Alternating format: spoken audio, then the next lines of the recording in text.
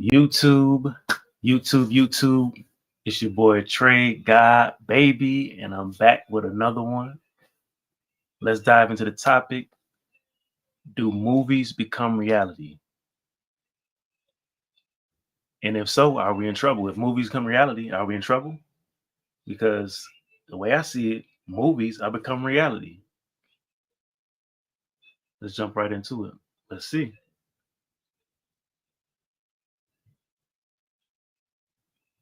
I know you guys remember this.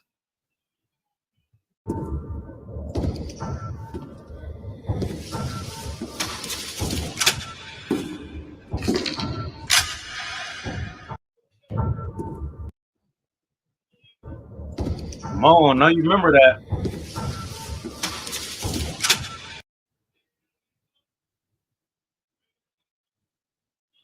I know you guys remember that.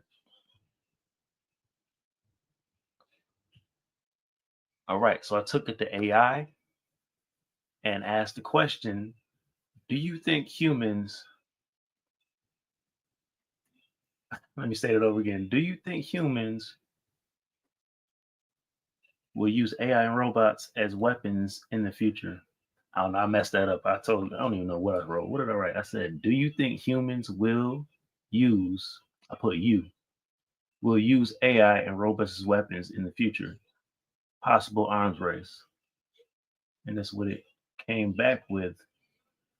It's not a question of if, but how humans will use AI and robots as weapons in the future. The development, the deployment of these technologies in the military applications are already well underway, and the implications are profound. Let's go over a few things. Why AI and robots as weapons are inevitable to some degree. It says reduce risk in human soldiers. That makes sense. That makes a lot of sense. I mean, why wouldn't we invest in less human soldiers being killed? Or what's a better way? Unalived. Why wouldn't we invest in human soldiers being unalived? Speed and efficiency. AI powered systems can process vast amounts of data, make decisions, and act speeds far exceeding human capabilities. That makes sense too. Yes, they can process things faster. Precision and accuracy. What does it mean by that? AI can enhance targets, recognition, and precision, potentially reducing collateral damage. Through this is a highly debated point as algorithmic bias can also lead to unintended harm. Yeah, AI and robots would be more precise. That makes sense. Cost effectiveness, dual use technology, many AI advancements for civilian purposes, self driving cars, advanced manufacturing, data analysis have direct military applications. Yeah, that all makes sense. It's difficult to restrict military use in such broadly applicable technologies. Yeah. So movies like the Terminator is becoming a reality. And I'm doing this, I'm just breaking down, I'm gonna later on break down a video that Boston Dynamics just dropped and just man, it is jaw dropping how far it's came. And that's not even the only robot. China has robots um, that I know of. China has robots. They're working on their robots. They have the Atlas robot. I've been following Boston Dynamics for a while. Let me see. Let's get to the second part of my question. Will it lead to an arms race? And it said many experts believe that AI race or arms race is already happening or is virtually inevitable. Here's why. Strategic advantage. The nation that achieves superior AI capabilities in military applications could gain a significant strategic and tactical advantage over others.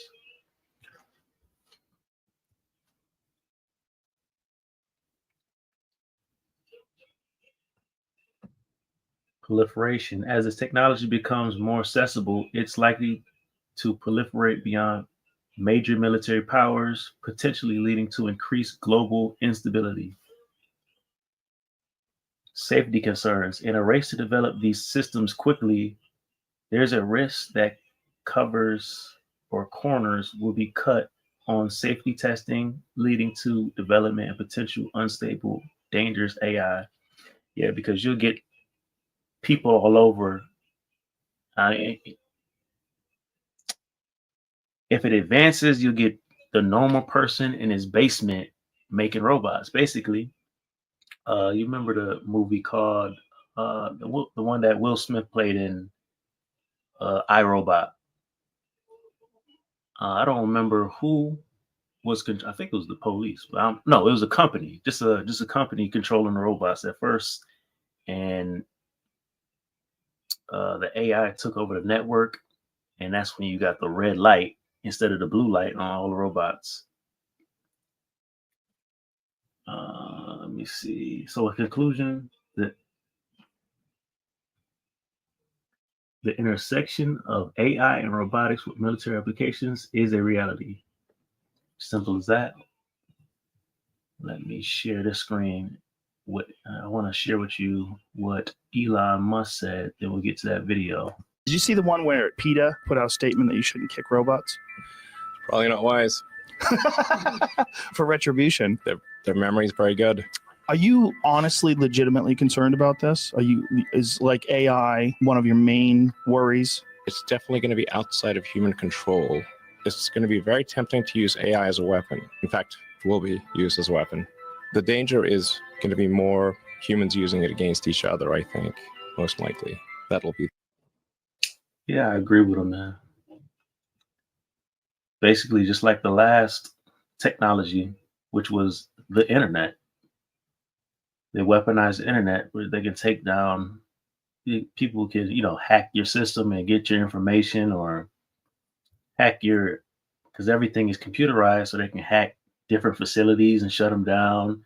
So you have to protect, with firewall or hide it behind code or whatever to protect your facilities because everything has become digitized now. Banks, everything is using, the internet to transfer money now. So it's becoming that's still a big major attack is the internet. Different countries can use hackers to hack systems and shut them down for the day. You've heard of that. Systems being shut down, banks being shut down, a lot of information being stolen, sold on the dark web. Oh, I want to get to the main video now. Boston Dynamics. And this is all that they're showing that they can do. What are they not showing us that these robots can do? Let's go.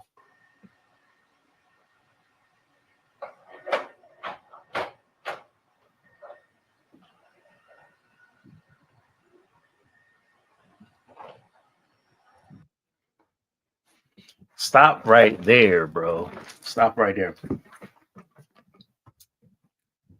It recognized. Let me run that back one more time. This is only a 7-minute video, so I'm not gonna take that much of your time. It looked around.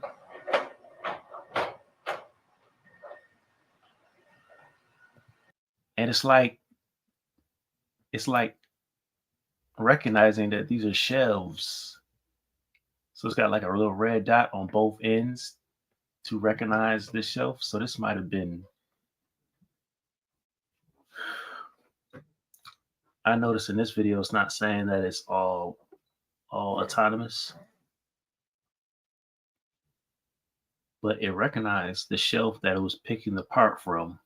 So I don't know if this is going to be marketed towards car manufacturers because it's using.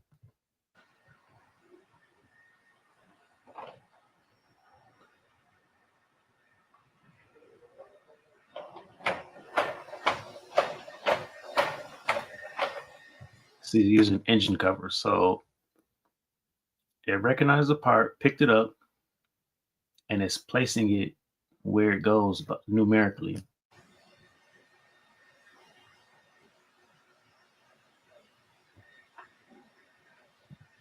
So Atlas is able to not only recognize which part is needed and put it where it goes, but it also can recognize, and this is the robot 001. So it also can recognize where it needs to be put, if the shelf is empty or not. And basically, what, like I said before, it's able to recognize what shelf that the part is going next. So let's get back.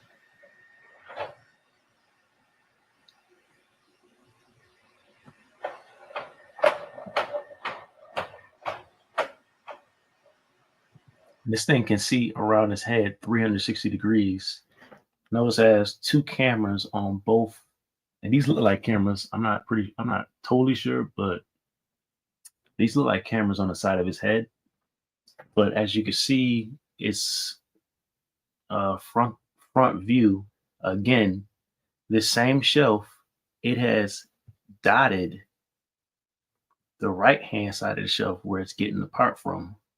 Previously, it had dotted the left hand side, so they can recognize what part it's going for, what shelf it's on, and where to place it.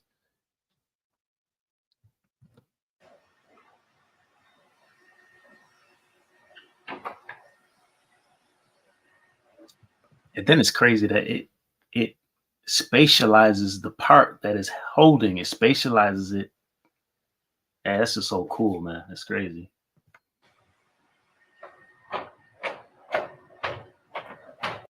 And look at that. It doesn't even turn around normally. Its whole body, torso, and arms just turn around like a robot could.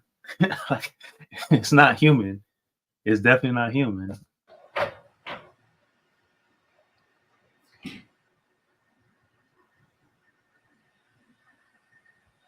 Picture the military getting their hands on something like that and it being way more advanced than it is right now. This is what they're showing us, how advanced it is. From the looks of it, these little blue wristbands, they look like wristbands, but they're not.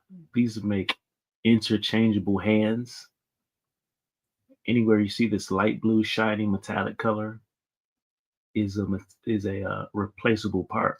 So you got different type of hand grips, so that you can use this robot in different applications, whether you're sorting things or like using different tools or something like that.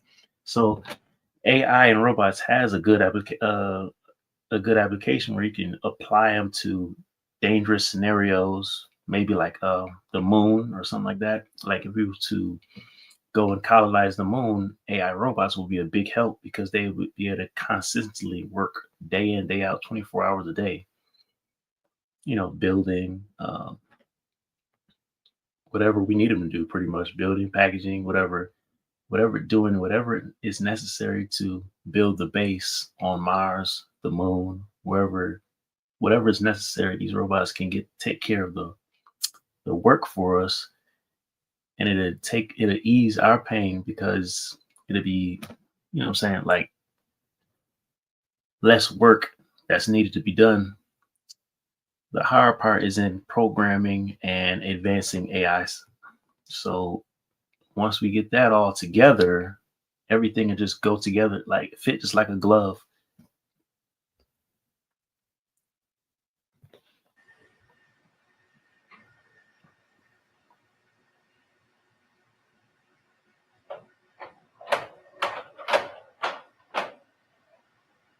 I don't know if you see the face. It looks sort of cartoonish. Like it's got like, I don't know.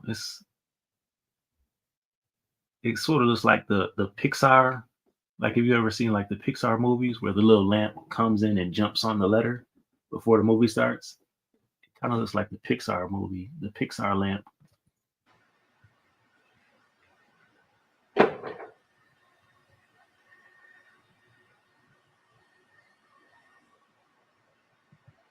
Now, I don't know if this was pre-programmed, but it heard a noise, looked around 360. So I think this is all autonomous. It looked around a 360, found the part that hit the ground, labeled it, spatially recognized, and it spatially recognized the engine cover, and it says engine cover variant 1.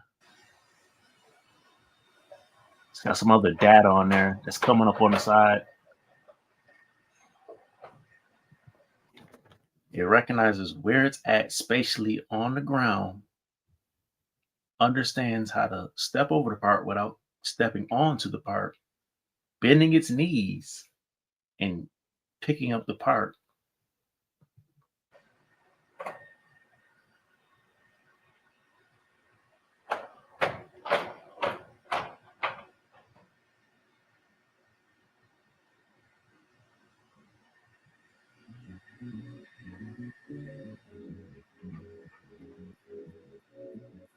Things that are simple for humans, such as social or motor skills, are difficult for robots. Things that are easy for robots, which is like large-scale calculations or large-scale data analysis, are very difficult for humans. In robotics, this is what we call the Moravec's paradox. This is because motor and perception skills were developed in humans by millions of... See, like I said, the light blue part is where you can put on new attachments, new arms. And if you take a years look of at evolution. In contrast, just look at that. That's crazy. robots are able to perform these like quick computations instantly, and they are a simple... See, this arm has so many degrees of motion. Like this part, I mean, just looking at it, it has a lot of, you can tell it has a lot of degrees of motion. And here you go, that light blue metallic part again. So this arm could come off. You could put a different arm for a different application on, different hand for a different application. simple task in general, but complex for us because of our limited capacity and memory. Atlas's perception system has to be dynamic simply because we cannot predict the state of the world and how the world... See that? It turned its head around like an owl. Like picture, just picture a scenario where this robot is after you. You know what I'm saying? Like you really can't hide anywhere in the room pretty much. If it can spatially, if it can hear, number one, it can hear noises. Number two, it can turn its head 360 degrees. You can't really sneak up behind it. how the world reacts to what we do with it. So imagine trying to find the... You could only hope on it being clumsy and slow, and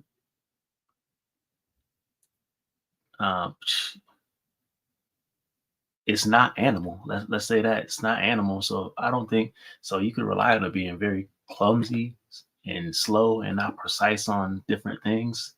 That's what you can hope on. Find the remote in your living room with your kids and a dog running around. It's pretty much impossible. So being able to perceive these changing circumstances and adapt to it is key. Many of our viewers assume that we can just replay a pre-recorded trajectory to make behaviors in our videos. In reality, though, small imperfections and small errors accumulate very quickly to... I just want to get to the robot. Long periods of time without making too dramatic of failures. So for a lot really high, deal with a lot of environment variation. While at the same time, it is a pretty dull and pretty repetitive task that's both physically strenuous to do day in and day out. Solving this kind of task requires being able to do manipulation very reliably and for long periods of time without making too dramatic of failures. So for a lot of these tasks, every time you carry something, it can slip in hand. Every time you grasp something, you may not always get the best grasp. So instead, if we have something running in the loop real time that you grasp something, you may not. For some reason, that reminds me of RoboCop. For some odd reason, that grasp, it reminds me of RoboCop. Like for some reason, the big robot, the big clumsy robot, though. I don't know why. You may not always get the best grasp. So instead, if we have something running in the loop real time that can help us adjust and adapt to these, that's where perception comes in. Not only are the objects themselves difficult to perceive, but the way that they're in the world is difficult for Atlas as well. They're not simply on a tabletop. They're often shoved into dark cubbies that with only a small sliver of the object actually Like, how many degrees of rotation is this arm? It can obviously go left and right, up and down, um, left and right. Probably can spin too. Who knows? So it's got 360 degrees worth of rotation in one arm. Like it can go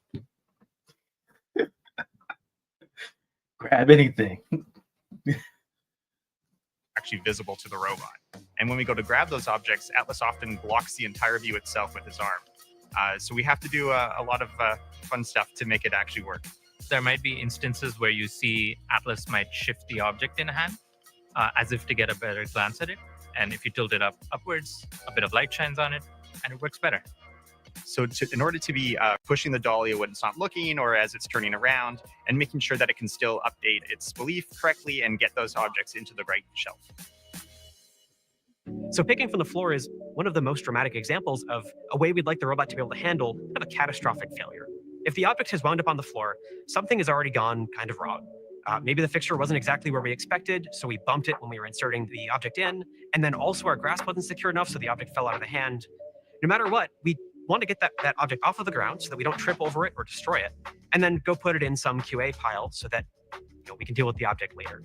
Our strategy for picking off the ground is a instruction to the robot to reach your hand down to get your hands around it and pick it up. And the instructions are literally just put your hands roughly here relative to the object, push them into the floor, curl the fingers, and push them together. And we Right. So they gave the robot simple code: bend down, put your fingers to the ground, curl them, and pick them up. So think about it. The AI is doing the rest of the calculations, not to, break the part, bend the part up. You know what I'm saying? It's not gonna mangle the part up like this, like we were wrapping up paper back in the day, balling paper up. It's not gonna just mangle the piece. You know what I'm saying? So it's being precise. It knows how, it knows how much pressure it should be putting on the part so it doesn't break the part up, whatever. We rely on our pretty extensive control stack to figure out how to get the robot there, reliably get it over there, get it squatted all the way down with that crazy range of motion. And we rely on our perception system to know exactly where that object actually is. Currently, the biggest challenge for Atlas and other humanoids on the market. The thing is, what people are not seeing is that, okay, they might be working on a robot, but all these other companies are working on the brain of the robot, the AI, the whole system. Some companies are working on just hands. Some companies are just working on feet.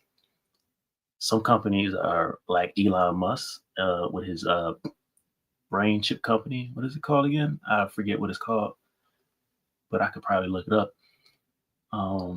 I know, yeah, SpaceX, Tesla. I forget what it's called right now. Forgive me for that. But he has a company where they're implanting chips, and I think that's a very dope product where they're implanting chips, but hopefully it doesn't get into the wrong hands and be weaponized. But Lord knows what you could do with that. Control brainwaves, maybe control people. Who knows? If it gets that advanced, who knows? It's something being inserted into your brain, reading your brain waves. So you don't think that same thing can now send brain waves? I don't know. Who knows? I don't know.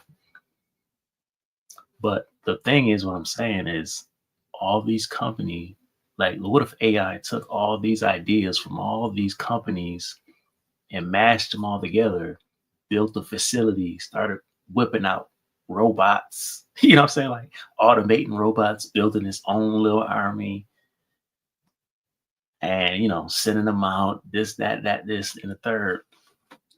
All it takes is one super AI entity, the beast. All it takes is one. The market is adaptability. How many tasks can you perform with a single?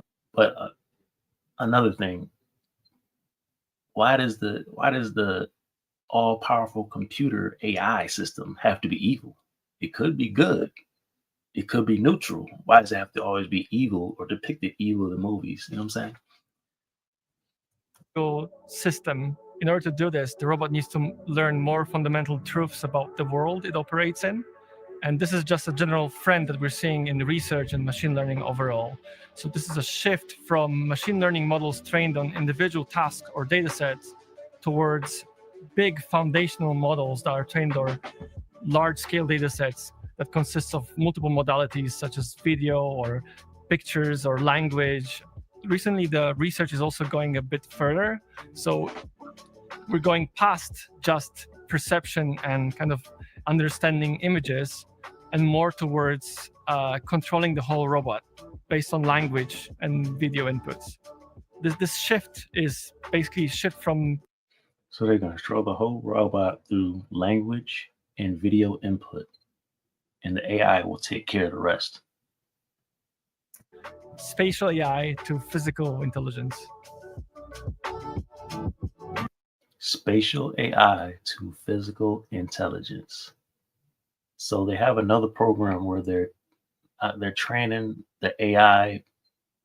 You know, it's like the hyperbolic chamber where they have this program where it trains the robot 1,000 times so it gets it right, whatever the task is, whether it's walking, whether it's whatever task is doing. This software trains the robot 1,000 times, 1,000,000 times until the AI is able to make the robot walk by itself or do this task, do that task. What I'm saying is, what happens when AI is able to now, it becomes conscious and now it's able to bring all these technologies together from all these, just by reading the internet, just by going on the internet and reading different things, bring all the information together. Now it's hidden underground somewhere, dishing out robot after robot, building an army to now take over. Why? Because some mad scientists thought it was his,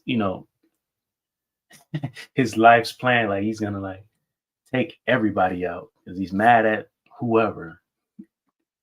I don't know. He's mad at whoever. Oh, so and so took his woman, so I'm gonna build this army of robots to take over the world. Who knows?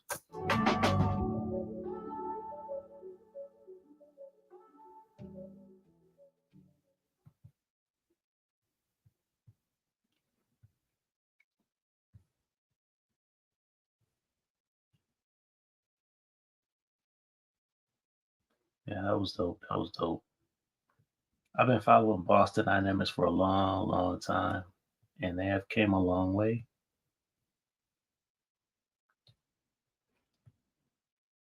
Especially with this style robot, which is now all electric actuators instead of the hydraulic system.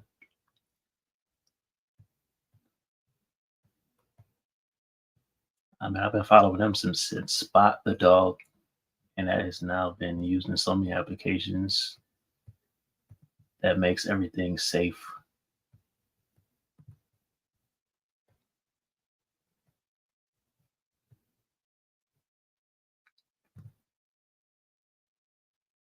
I'm pretty sure everybody's seen this video.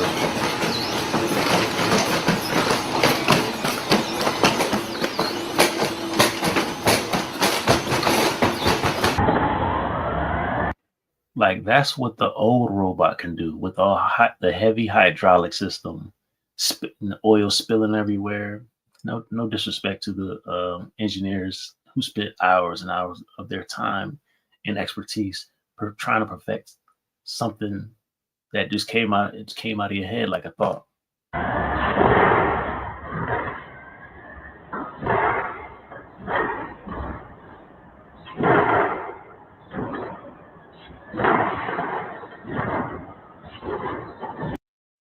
This thing is doing something that a lot of human beings can't even do.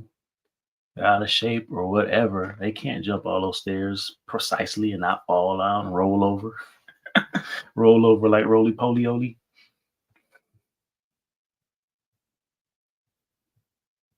All right. Thank you for tuning in. That's pretty much everything. I just wanted to go over that and just like, let's ask AI this. Let's ask Gemini. This is Gemini. Is it possible that movies can become reality?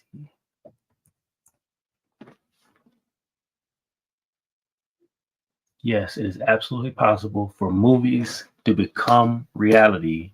In many cases, they already have. Science fiction, in particular, often serve as a popular inspiration and even a blueprint for real world scientific and technological advancements. You heard it first. It inspires people and gives them a vision. Technological prediction, accidental foresight. Many movies have inadvertently predicted future technologies. Think of tablets, pads, video calls, FaceTime, mobile phones, smartwatches, self-driving cars, targeted advertising, voice assistants, 3D printing, which the 3D printing thing is still mind blowing for me, which is a printer to print 3D objects.